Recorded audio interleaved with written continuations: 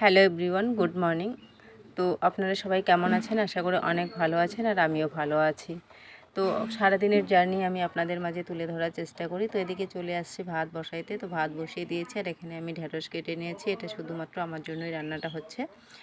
তো আমার তো নিরামিষ। আর অন্যদিকে এসে দেখি আমার মায়ের ঘরে আর হচ্ছে আমার যে ভাস্তি, ও আমার মায়ের পুরো আলমারি খালি করে দিয়েছে। সমস্ত জামা কাপড় মানে যা কিছু ছিল আলমারির মধ্যে সব কিছু বের করে নিয়ে বিছানার মধ্যে ছড়িয়ে ছিটিয়ে রেখেছে।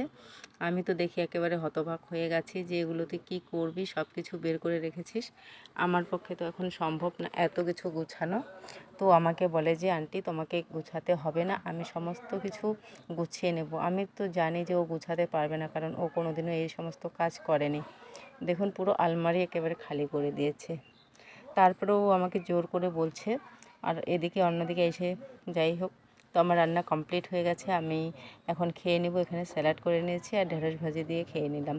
নেওয়ার পর চলে আসলাম আবার আমার মায়ের রুমে। এসে দেখি ও মোটামুটি আলমারিটাকে গুছিয়ে নিয়েছে আর কি, পুরোটা গোছানো হয়নি, কারণ যেহেতু ছোট মানুষ এত তাড়াতাড়ি গুছোতে পারবে না। তো এসে দেখি আর কি তো মোটামুটি গোছানোটা সুন্দরই হয়েছে।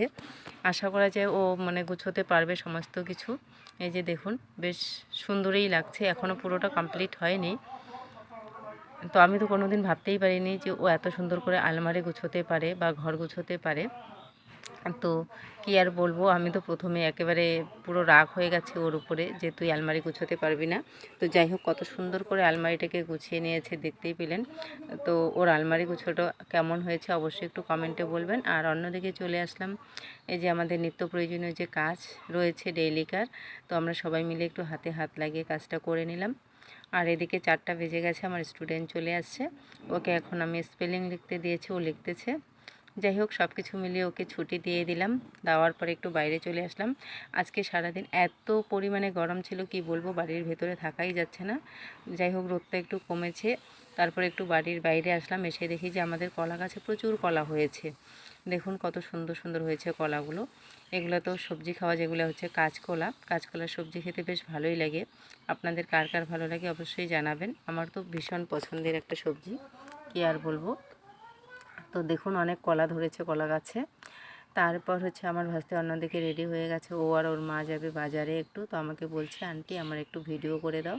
যাই হোক, সবার এই আবদার একটু একটু করে রাখতে হয়, ওর একটা ভিডিও করে দিলাম। অন্যদিকে আবার ছোটো ছোটো ভাস্তে বলেছে আমাদের একটা ভিডিও করতেই হবে, আপার যেহেতু ভিডিও করেছে আমাদেরও করে দিতে হবে। তো ওরা রিলস বানিয়েছে, যাই হোক ওটাই তুলে ধরলাম, রিলসটা শোনালাম না।